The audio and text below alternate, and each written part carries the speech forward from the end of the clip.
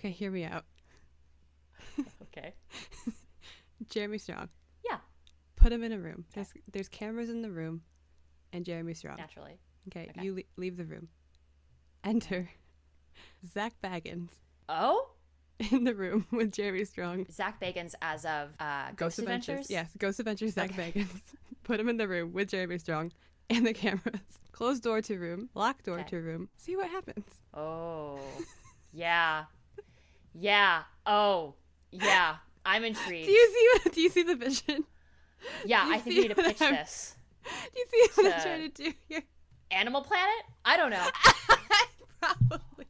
Wait, okay, hear me out. Okay, wait. More generally, just broadening the topic area. What about a show? And it's kind of like, like celebrity competition shows where it's like, I don't know, a celebrity goes out into the wilderness with Bear Grylls, or like a celebrity does like a survival show. Hear me out. Every week you put a celebrity, any celebrity, in a room with Jeremy Strong. You lock them in there together.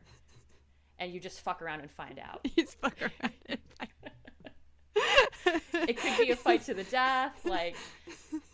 He could monologue you to death, like... Yeah, he could monologue you to death. Method act you to death. I was thinking it was gonna be like one of those shows where it's like, you don't realize that like there's a celebrity, or like a celebrity who's pretending to be somebody else. But both Zach Baggins and Jeremy Strong think that they are the celebrity in question because they don't know who each other is. No, that's perfect, though. The premise of the show is the celebrity thinks that they're the celebrity, but the celebrity is always Jeremy Strong.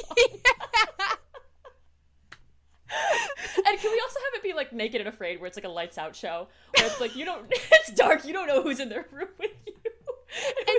It's all infrared cameras. You think that Zach Baggins would have like the upper hand, considering what his job is to be like in dark rooms with people who may or may not exist.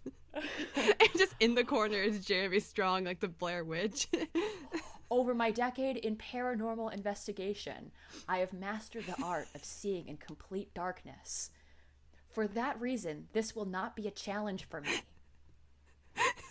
But they're like the same person. So what prompted this was I saw a video of like Zach Baggins like talking about how like, I came back to this place in 2004, and then it cuts to like a clip of him at that place in 2004 where he makes like a really, really rude remark about how the ghosts died themselves, and then it goes back to him and he says, I gotta admit, I was a little out of line. The way he said it just cuts. And then it just cuts. And the way he said it just reminded me so much of those like interview clips that keep getting put around of Jeremy Strong talking about he was a merry prankster, like just the way like his tone of voice, the way he says things. Yes, I was definitely same person, different fonts. Same and Jeremy's person, like different fonts. Arial or maybe Times New Roman for being really generous, and Zach is definitely Webdings. Oh, yeah. 100%. Yeah. Just a bunch of exclamation points and icons. So I think we have a pretty good pitch here, and we should be taking over television, Caitlin. Agreed. You know who else is taking over television this week? Who? It's the What We Do in the Shadows gang. Yay! They're back again because it was Thursday, and there's new episodes every Thursday, and Thursday happens every week. Thursday happens every week.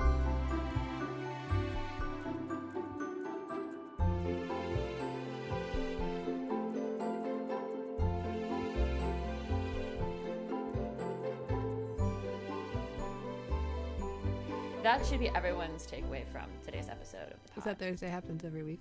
Yeah. Yes. Happy out of touch. Happy out of touch Thursday, everybody. You're listening to this on a Monday, but if you're listening to us on a Thursday, you win. You win for a lot of reasons, because if it's this Thursday, this episode hasn't aired yet, and I don't know how you got here. I think that if you're listening to this on a Thursday, you should go to our YouTube channel, to the video of this podcast, which there is not a video, it's just the audio on YouTube of this podcast, and you should just comment, I win. Well, no. Yeah. Caitlin, what did you think of this week's episode? Oh, it was good. It was really good. I really loved Nandor just immediately digging himself his own grave, but no one knowing that he's digging a grave for himself and others. Like during the interview with the local news of him just saying stuff where the news anchor was just like, yeah, this is normal stuff, ha ha ha, these are jokes, and him being like, shit, fuck, shit. Like, the just panic, continuing to dig a deeper hole. Yeah, the panic in his face, like as he slowly realizes what he's done, was so funny because Joanna Roscoe was none the wiser. So. No. Joanna Roscoe is just like, haha, like this is so kitschy, and Nandor was like, I have having a crisis. Everything up. I gotta say, the bit of her asking him what his name is, and him saying Nandor the Relentless, and her saying Nandor de Laurentiis. That is so funny. So good. Laughed out loud. That is such a good joke. Like, that is immediately a classic What We Do in the Shadows. Nandor de Laurentiis. When he said he was going out for his walk for both his mental health and physical health, I was like, hell yeah, Nandor! Good for you! You are okay. It is canonically confirmed that Nandor takes hot girl walks. As he should. I thought of you when he said that. me going for my rage walk every evening. Yep. This episode, it was almost a slow start for me. Yeah. Like I started it being like, okay, all right, you know, where are we going with this? And then it was just a really casual progression into something that I loved. The direction things go in was unexpected to me, and I ended up being very surprised and like laughing all throughout the news bits. Yeah, the end of the episode definitely had me like losing it, because the opening was funny, but I'm like, okay, I know what you're doing, keep going, like give me something. And I think what really got me was when the news anchor eventually does get the footage of them flying, and I'm like, oh shit, what are they gonna do? Yeah, I think it's funny that the bit conceptually for this episode is kind of that, like, the reporters aren't really engaging with the subtext of what Nandor and the guide are saying throughout the episode. Like, they all just think it's a little weird, but they're not questioning it. But then it doesn't become apparent to them until something as obvious as them all lifting the car happens. Right. Which is so funny, in part because it suggests, A, like, maybe these reporters aren't very good at their jobs, and then B, no one is actively watching the local news, like, for content and informational purposes. Like, nobody's reading into what's going on, and I think that's really funny. I read it as, like, the reporters were good at their jobs, because like you could tell that Joanna was just like, okay, like it's just a crazy local saying some stuff trying to be on the news, I'm gonna try and wrap this up, but he just kept going. So I feel like they were doing fine, but I didn't even like realize that this whole thing is that like not a lot of people were gonna be affected because no one watches the local news. Because no one's even watching it, because nobody cares. And I didn't even like pick up on that because I watch the local news more than I do actual news, because I can't stomach the actual news. So just give me what's going on in my little bubble, and that's all I need. I like that you distinguish that the local news is perhaps not the actual news. Like, whatever is happening to the lamb at the state fair or the butter sculpture. That's what I'm all for, the butter sculpture. More digestible than whatever is going on nationally. It is. I'm like a religious watcher of the local news. Not so much since I've moved to DC, but like when I lived in a more rural area, I ate that shit up, because rural local news is like it's the so most good. Ass backwards shit. Like, and I don't know what it is. I don't know if I find myself developing incredibly parasocial relationships with the anchors. I'm like, ooh, what's Marty Raincloud doing today? Marty Raincloud. The fact that check like his Twitter. Literally, no, but real though, because there's like an anchor on our local news that I when I was on Twitter, I would follow them because I wanted to know. I was like, what does he have to say? I feel like Nandor's internal crisis throughout this episode is so funny because it operates once again as an example of like the chaos that ensues when Guillermo isn't there to like somewhat keep things level and maintain some illusion of balance of normalcy. So I love that it's another one of those episodes, because like this show is proving over and over again that like Nandor needs Guillermo. And I think his experience in the world is very much shaped by the ways that Guillermo supports him, oftentimes in ways that he doesn't acknowledge or kind of takes advantage of. Yeah, like he literally runs back to the house and goes, Guillermo, where are you? Yeah. Oh, I loved, where's Guillermo? And then the cut with the echo. Yeah, that was that good. Was so good. The loved desperation in his voice. Mm-hmm. You cannot function.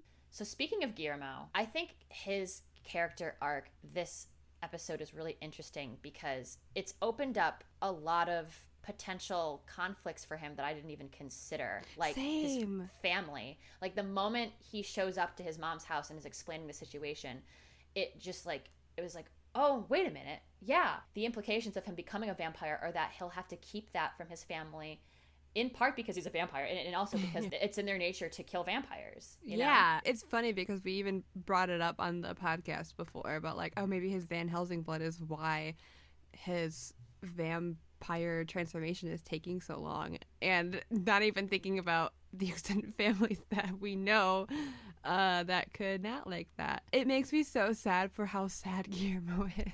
Oh, yeah. His acting, Harvey Gilliam's acting this episode was just terrific. When his mom puts the crucifix on him, like the pain that he feels, and then the scene in the elevator, the crying, and then casually breaking the elevator handrail. Yeah. Holy shit. So iconic immediately. Yeah. I love that. I love when we give actors like the space in comedy to act out dramatic bits. Yep. Mm-hmm. I remember we talked in an earlier episode about an interview Harvey had given where he discussed this being a really difficult season for Guillermo emotionally. He's sad all the time. Yeah, and you see that comes back here, and it's so heartbreaking. You really feel for him. Now, I have a question. Okay. So he breaks the handrail in the elevator when he's crying. And that's like one of the most like immediate examples of his vampire abilities that we see. Do you think that it comes out when he is emotional? Oh, that is such a great question. That's such a great theory because like it does seem like that's when these more overt things are happening. Yeah. I can't think of an immediate other example that happened like in the previous episodes, but it was just so immediate in his like, oh, now he has strength as he's leaning against it. Like he can't do that. And like, it's not like he is using it in a way, like he's just leaning against the handrail. He's not trying to like push down on it or break it. It just happens automatically. And we've seen him before, like he's trying to fly, nothing happens. He doesn't really have wings. He can go out into the sun. And then I mean, I feel like the crucifix around his neck, like that doesn't necessarily count because it's something that's happening to him. He can't control what he can or cannot touch necessarily, but like he can control his strength. So I'm just wondering if that might be a thing. Ooh, okay, meta time. So this is great because I think it opens up kind of a door that I've been banging on since last night in my head, which is like, I didn't consider the ramifications of Guillermo's vampirism and for his family. And I now, less so than with previous episodes, have an idea of where things are going for him and how the choices he made at the beginning of the season are going to impact him in the long term and all of his relationships. Yeah. But what is clear, based on what you're saying, is that it seems like Guillermo, his transition is very deeply connected to his emotions and his relationships with other people. Mm-hmm. And that's fascinating to me because it's almost in direct opposition to the way Nandor walks through life as a vampire, where there's something almost naive about the way he carries himself. And I think the scene where Guillermo is getting very emotional in the elevator and breaks the handrail really well complements where Nandor walks into the house when it's booby-trapped and the cinder block hits him and he completely ignores it. Yeah. Okay, so Derek is the one who bit him. Where did we first meet Derek? Was he part of like the vampire hunter thing, or was he... He was part of the vampire hunter thing. He was in their cohort. Okay. And then who bit him? Oh, it was when they were they went to attack a house full of vampires. Right. And he got bit?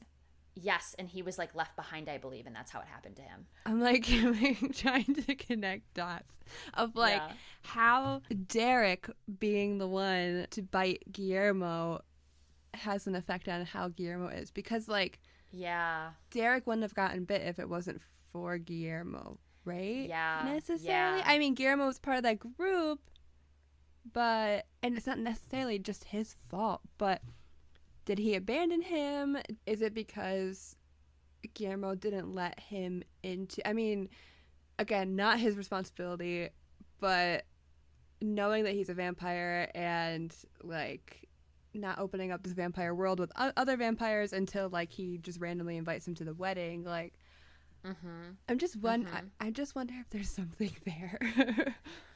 Yeah, I do too. It feels like a lot of what's happening to him is in part tied to his Van Helsing roots, and then maybe a little bit to Derek. In a lot of ways, and that goes back to that central theme in the first episode of that it was supposed to be Nandor. Yeah. And now they're in this dynamic that's all out of sorts, where Guillermo has betrayed Nandor. Nandor has, up until this point, not changed Guillermo and consistently treats Guillermo badly. I think what we're seeing now is the after effects of all of those choices. The choices not to tune into emotions, the choices to repress things, the choices to neglect. And I think that works really well with your theory that a lot of Guillermo's most prolific expressions of vampirism are tied directly to his emotions. Yeah. And I just wonder if it's going to all come to a point of desperation where those 3 wishes that Nandor still has will be used somehow. Where the fuck is the djinn? I don't know. It's like Chekhov's wishes. Chekhov's genie. Chekhov's genie. Where No, are but, they? like, I wonder if he gets called back into this at some point during the season. That'd because be nice. it does feel like I know you've been hyper fixating on these wishes, Caitlin, because every time we talk we're like what are they? And I totally empathize with that, because it feels like something that's could still be tied up at some point. Right. You can't just introduce them and then not have them show up again. My thing is, like, I'm not super worried about this potentially not being tied up, because this show does do a really good job of reminding us of things from earlier seasons as they become relevant again. Like, last year this happened and now this is happening. Like, this show does a good job of recalling its lore. So I feel like there's still opportunities for that to happen. And even if that doesn't happen, I'm really, really curious to see like how this second half of this season changes things between Nandor and Guillermo. Like, what does their dynamic look like moving forward? Because there's this really interesting exchange between them at the very end of the episode, where Guillermo returns and Nandor, with the audacity in tow, says, "We can survive quite easily without you." Yeah, no, that's a lie.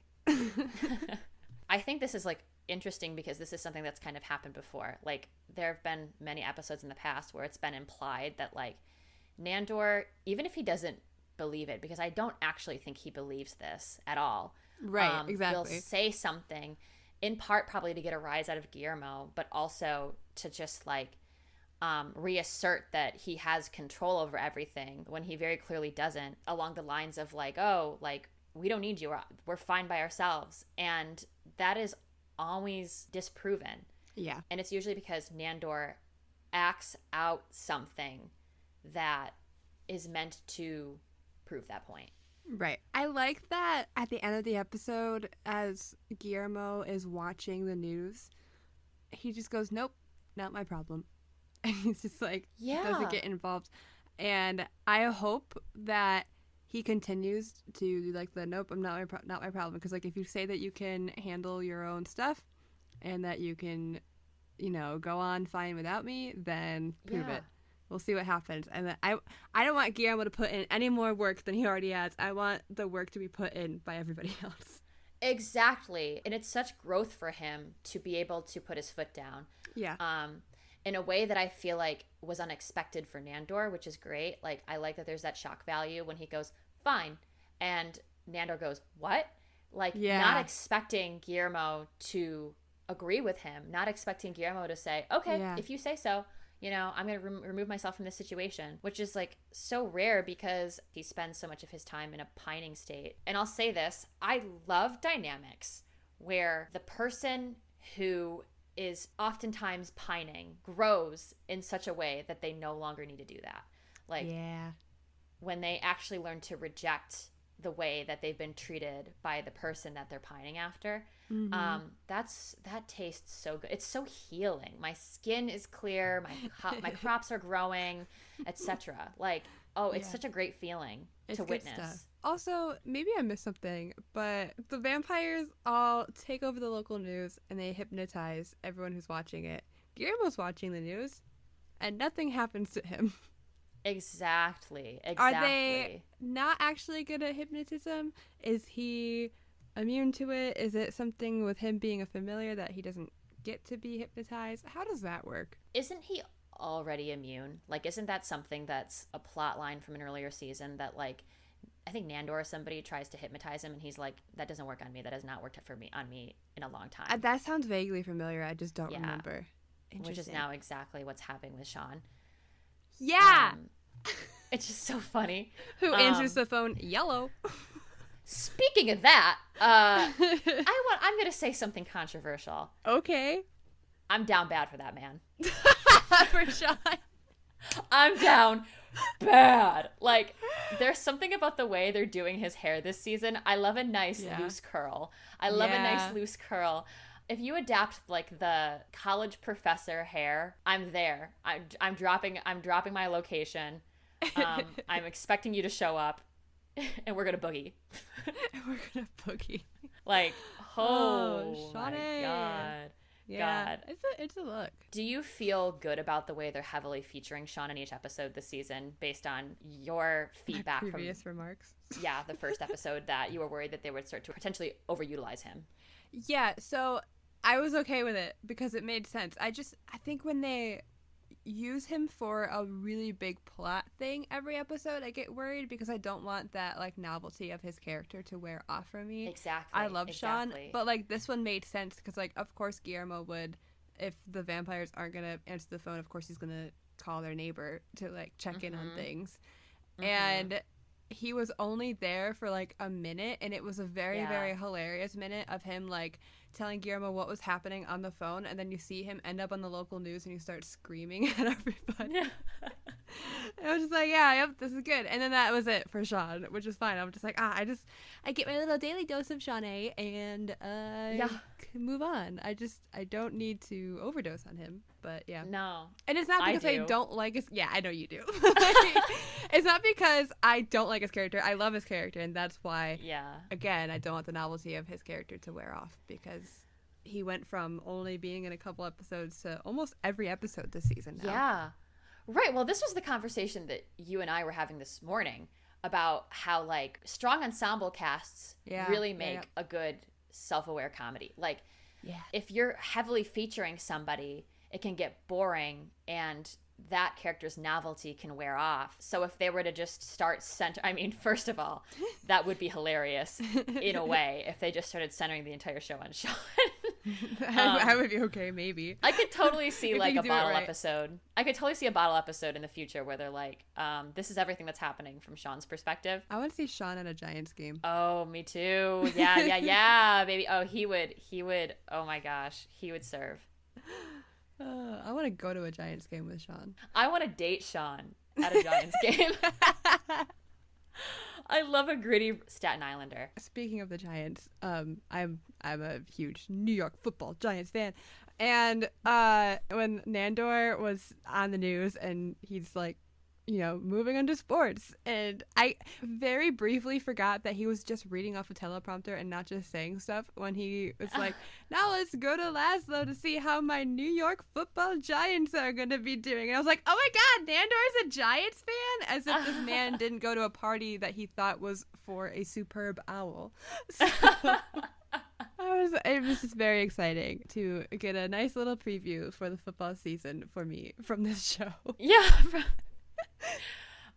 Let's talk about that whole bit where they show up in the newsroom. Oh, it was so good.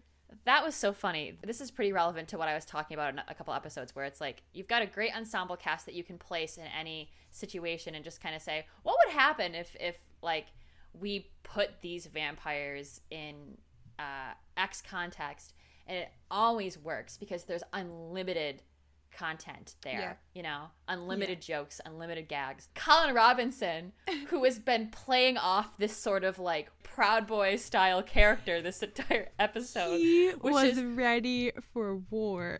So funny. When he shows up, this time we fight. This is our last stand. Holy shit, that's funny. But especially when he's in the newsroom and he's at the weather map and the green screen makes his vest just all stand out. I laughed so hard. Because we definitely have a weatherman in our local news that looks very much like Colin Robinson on one of the networks. And it was just like, of course he would do that. Of course, like the people that are weathermen are probably also potentially energy vampires. Like the Venn diagram for weathermen and emotional vampires and energy vampires is just a circle. But like in like a way of like, I love hearing what the weathermen say. For me, it's like, I can't imagine what having a friendship or relationship with a weatherman would be like. Would they just talk about the weather? Their small talk is their job talk. Literally. Wonderful weather we're having. That sounds like a nightmare. Did you know that these cumulus clouds are coming in and it's going to start raining? Wonderful weather we're having. Speaking of which, there's a storm warning for Orange County. I like that Laszlo was good at it. Oh, when they redirected to Laszlo, I was like rubbing my little rat claws together. Because I love when he monologues. Yeah. Tell me more about how Coach Dayball is going to do this excited. season. Like, let's go. Yeah. I was like, wait, do I want all of my... Do I want Laszlo to host Sports Center? Do I want all of my information that I learn about sports against my will to come from him? Would 100% watch it. The last thing I wanted to say on this is I love the wide shot of the whole newsroom at the very end, right as the episode's ending. And Laszlo turns to Nadja and Nandor and is like, did I look normal? Oh, I missed that. I thought that was so funny. Because what do you mean did you look normal? What is normal for you? And again, he was like, it was so effortless for him. Like, with both Nandor and Nadja, they were both kind of like panicking, like, shit, fuck, damn it, what do we do? And he's just like, yep, here's sports. Yeah. Do you think it's because of all the time he spends with Sean talking about sports? It just came naturally to him. Oh, yeah. Yeah, it fits so well for his character now because of his short distance, high commitment best friend. Well, speaking of short distance, high commitment best friends, let's talk about the guy to Nadja. Guys are shippers. How are you doing? I thought of you when all of that was happening. I'm like, oh, she's loving this. Feeling optimistic. Feels good. Feels organic. Feels like a win for us. I was elated when they switched hair colors. Yep.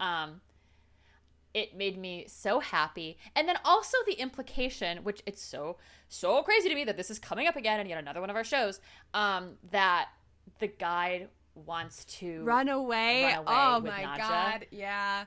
Come on. I think that anytime someone mentions we should run away, I think I need to stop watching. Yep. Just close the laptop. It ends I've right already there. gone through it 3 times now. Cannot do it again. I can't keep doing this. I can't keep doing this with you people. I can't. Like. Oh my God. Yeah, no. The gays, we need to stop running from our commitments. We need to stop running. When will you learn? Okay? When will you learn? But yeah, when the guy goes to Nadja, it's just like, we can just get out of here. We can run. We don't need them. Like, we can survive, the 2 of us. And Nadja's just like looking at her like, what? But the guy is so desperate for that. So adamant. And while Nadja's so caught off guard, it's so, I mean, I'm excited for the fan fiction. Just to be clear. Just to make my stance clear. Just to be clear. I just want to take the guide and be like, you can do so much better. get out of there. Like I like that she's just Yeah. there. She doesn't live there. She's Yeah. just always there. She was there for like a scene Yeah. last week. And I don't even know if she said anything. She was just there. Yeah. And I'm just like, She was just on the she call was just sheet. on the yeah. call sheet. She's in the title sequence. Give my girl more to work with. I need I know. more than just her pining after Nadja and like just trying to like vie for the attention of everybody. We've had that from Guillermo for 4 seasons. I don't need the guide to follow in the footsteps because Guillermo's getting out. We don't need to refill that. I need her to win. Yeah.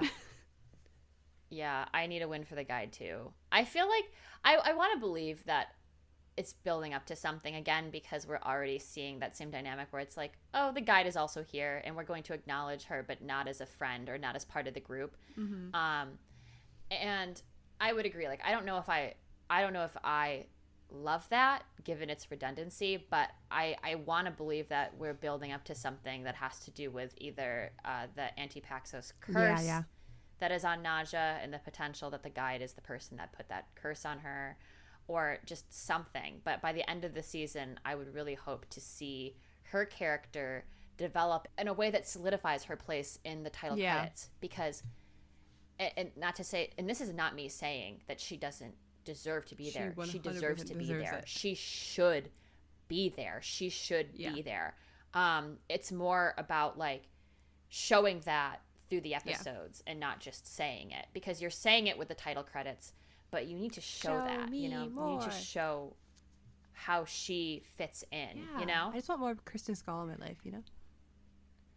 Yes, always. Always. I mean, she's such a great actor. She's such a great comedic talent. I really look up to her, and I would just love to see more of her in this season and like later seasons, definitely. I feel like having her credited is a great step in that direction. But I am ready for her character arc to be prioritized by the writers. It is funny to me that if all the feedback that the writers took from this last season, if they did that, I think that the demand for more Sean is the funniest to me. That they said, "Oh wait, yeah, this character is really funny. We can work with this. We can build this in a way that people are going to love." I want to end with talking about the sequencing of the final few scenes of the episode, which are very chaotic. And I want to take a moment to praise the writers for balancing all of that, because you've got you've got a big ensemble cast. You've got a lot of different people talking, a lot of big personalities, and to find a way for them, all of their stories to be wrapped up at the very end, it's a huge challenge to do in 20 minutes, right? But I think from the moment that we see them all preparing for the potential of somebody breaking down the door and coming in and starting a vampire war, you get a really rhythmic sequencing where it's like they're all running around, they're all doing their own things. The question in the writer's room that's potentially being asked is like, okay, how is each person going to respond to and cope with the potential of being threatened by the general public? And it's like, obviously the guide wants to run away with Nadja as like a star-crossed lover, and Nadja is packing everyone to-go bags and is like hyper-fixating on the to-go bags, like, which is such a mom-friend thing to do. Laszlo has a plan with multiple steps that he's really excited about. Oh my gosh, I love a man with a system. Yeah. Oh, but he's like, but you don't know about step 2. Yeah. And then it just progresses over the episode to the point where there's just like poster paper everywhere with all of these different options that are all somehow tied back to like keep maiming Joanna Roscoe. And this, oh my gosh. And this goes back to our discussion about how Laszlo's character, like his way of showing love and of giving back in his relationships, and like his characterization is so very much tied to his dependence on systems and his desire for control and to like put together plans and schemes and means to get his friends and wife to a certain end goal. that's such a grand thing. Like, I mean, there are certain characters that, and it's always a guy. It's so crazy to me. Like, it's always just some dude, right? It's always just some guy that I really identify with, where they are the overachieving, color-coded agenda girl.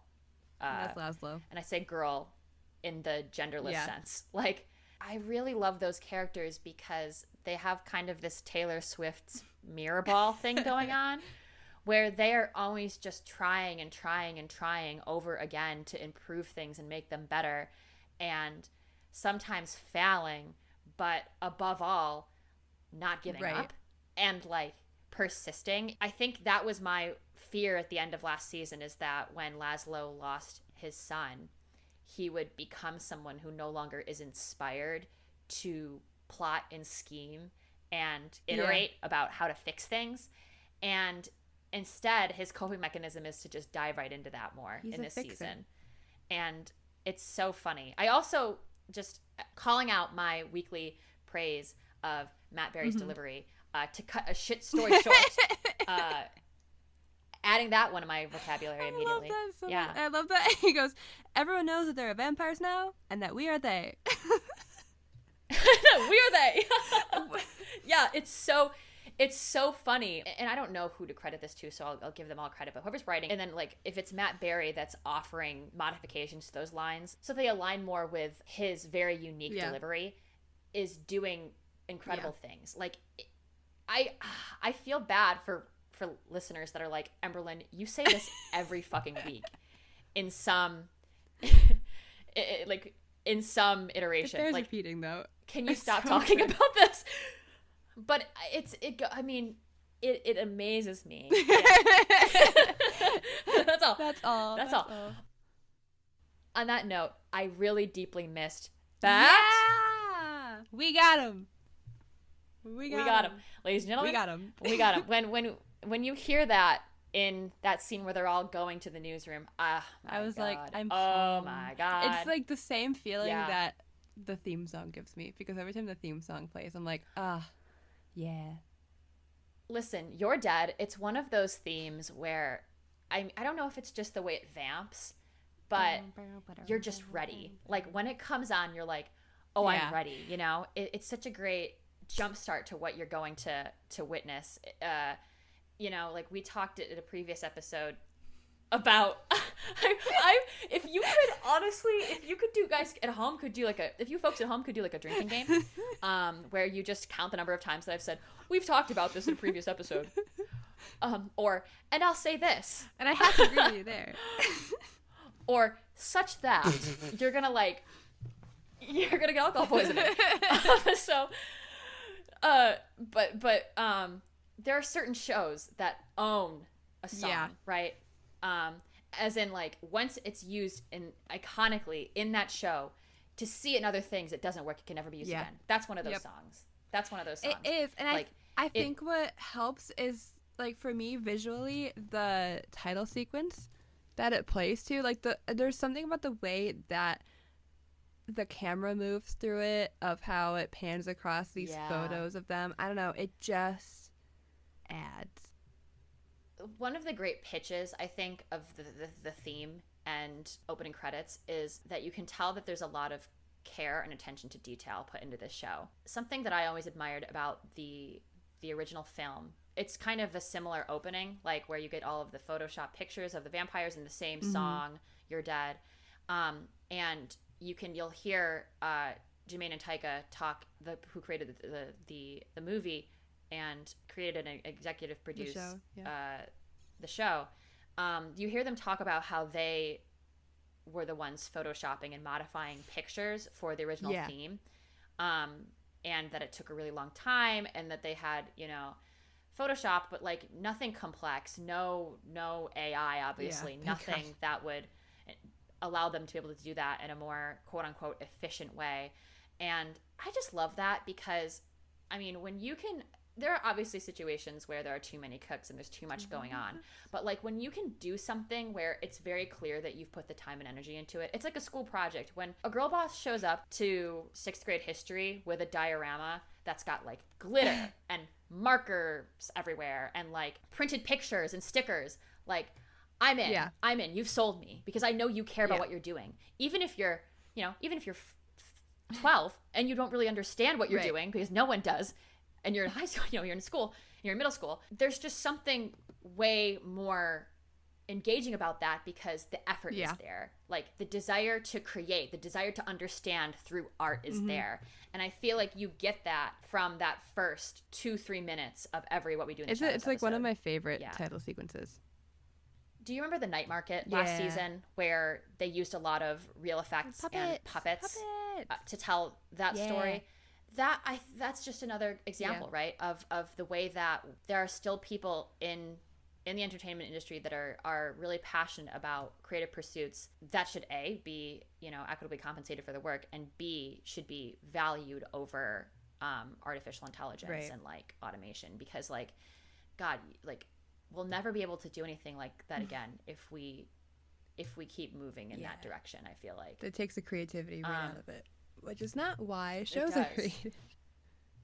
No, it's like, are you I mean, obviously when you've got dollar signs in your eyes, it's clear you've forgotten what matters and like what gives a show its heart. I really like that. I think, and this is something FX as a network, like obviously there are valid criticisms about Big Fox, but like FX as a network, what I have always appreciated about the shows that they put out is there does seem to be, and correct me if I'm wrong because I don't work there and I don't want to mischaracterize anything, but there does, at least as a viewer, seem to be attention paid to creative authenticity and like independence to do things that are self-aware and like original and funny, like Reservoir Dogs, It's Always Sunny, The Bear, like all of these shows, they're so niche. They're not really pandering, for one, and then there's a uniqueness about them. Like they're not always pulling from other things in the way that I feel like other networks do, where it's like,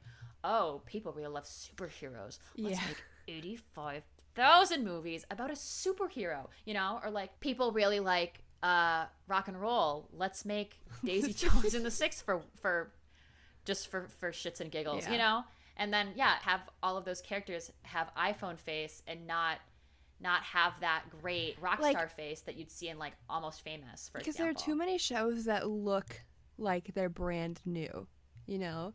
And I think a lot of, like, I immediately thought of like Ted Lasso because it's on Apple TV and it's a good show, but it just looks too clean and fake, where it's just like, I know this is a show, where at least like, I think like, and maybe it has to do with the camera work too, but with What We Do in the Shadows, like, it looks lived in, you know? Like, you ever go over to somebody's house and it doesn't look like they live there? And it's like a little off-putting, where it's like, okay, I like you. Like, I know it can be clean, but I feel like it's like almost sterile in a way. But if I go to a house that like looks like, oh yeah, you live here and you do things here, it's like, cool, nice. It makes me think of the house flipping episode last season, where everything in the What We Do in the Shadows house, it's very detail oriented, it's very spooky. You can infer a lot about the people living in the house from the props. But then when the house is flipped, it becomes modern and all of those personal effects are removed, and it ends up, and like the gang ultimately rejects this remodel because of that, because it's not aesthetically, it doesn't fit with who they are. And that's such a great metaphor for like when you try to take things and improve on them in a way that is modern and chic and innovative, when in actuality it's the shell of what makes art, you know? Like, that's not a critique on like modern or abstract art. More or less, it's just like there has to be heart behind what you're doing. And that is why you're actively putting the things on the shelves in these homes that remind you of who these people are. You're actively hanging the taxidermy animals on the wall. That's what makes these things work. You know? And that's why you pay writers to write stuff instead of getting AI to do it. Yeah, and prop masters to build those sets, and costuming departments to do the great work that they do, and so on and so on, you know. So my last question is about your mid-season predictions. And like, if you want to jump away at this part if you don't want to know what the episode titles are moving on for the rest of the season. Then just maybe skip forward 15 seconds or so. But the last episode is titled Exit Interview. What? And we just had this great conclusion to this episode where Guillermo's putting his foot down and saying that it's not his problem. I was just like, oh shit, like the interviews like for the show that they're filming. Oh shit. And yeah, and then that paired with you know, the dynamic between Guillermo and Nandor this season and Guillermo's secret and portrayal of Nandor, I wonder how that ties together. What are your thoughts? Fear? Fear's one of them. That's interesting. I don't look at titles. So this is news to me. This is why. Now that I have that information, I'm wondering if it's gonna come to a point where Guillermo's like, no, you said you don't need me. I don't need you. And then I wonder if it might come to him telling the truth. But like if he tells the truth, then like how will Nandor feel about that, because of the whole like, if you became a vampire with someone else, I would have to kill you and then myself. Like I don't know. So like if Guillermo leaves at the end of the season, does that mean like they have to fight to get him back somehow? Like I don't know. Which is a plot line that I have been waiting for very patiently for about 5 seasons. Because again, I don't want Guillermo to put any more work into the relationship. You know, there comes up like it takes to have a relationship, and that goes with any sort of relationship. And if you're not gonna put the work in, then what the fuck, you know? Why stick around? Yeah. It takes two, right? To tango. And there is some, Ooh. And there is like, Guillermo does share some responsibility in all of this. Like he's not a passive person. Like he does at times put himself over and over again in situations where he could be taken advantage of Nandor. Like even after recognizing that Nandor treats him badly, like he continues to hang around. He continues to be part of Nandor's life. So like there's some shared responsibility there. But like that said, I think it's still warranted and deserved for Guillermo to be able to put his foot down and say, like, this is no longer serving me, you know? Which is like, you know, and like that's also acknowledging that like Guillermo is baby girl, but like he also does have toxic tendencies, for example, returning over and over again to a dynamic that is maybe kind of bad for him at this point. But that's the point. And I thought about this question a lot from Nandor's perspective and how Nandor alternatively has literally no one, you know, like no family. Everybody in his life kind of like leaves him, you know, like whenever he tries to make friends or like romantic connections, those people all ultimately leave, but not Guillermo. Because even he's friends with Laszlo and Nadja, but Laszlo and Nadja have each other, you know? Right. So Right. And he's like, not going to be friends with Colin. I feel like No, I feel like we've kind of seen this lone wolf dynamic emerge for him over the past couple of seasons, where he's constantly searching for something to fill the void in his life, whether that, and it's usually a relationship, and it never works out for him because there's only one person that can fill that void, and that person has betrayed him, and I think that's going to destroy him. And I'm going to be there with my popcorn to watch it all happen. I'm gonna be there to watch it all go down. I think 2023 is the year of watching relationships just explode. FX intern, here's the caption for the clip of Nandor losing it all. Hot girl you know gets hit.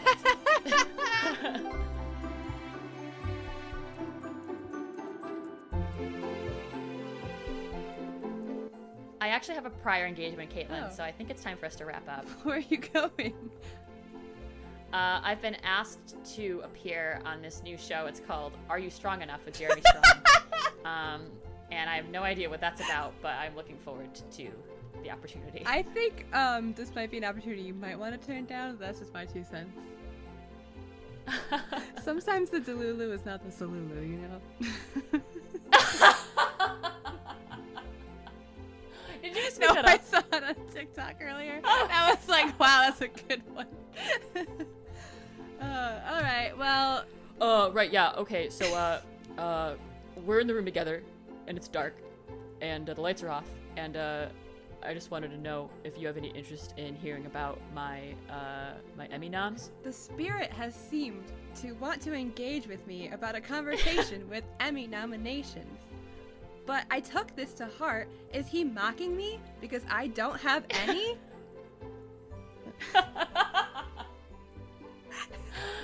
The day that Ghost Adventures, the day that Zach Bagans wins an Academy Award is the day that I ended it. Yep. I think at that point you've seen enough. Yeah, I have seen more than enough. Pressing the blocked button on my Alright, life. well, Emberlin's gotta go get mauled by Jeremy Strong. I need to go continue editing the Good Omens episode, which you should check out because it already exists now by the time you're listening to this. I'm so excited for me that too. one. Okay. Check us out. See you next week if you're continuing to listen. See you next week. Bye. Bye.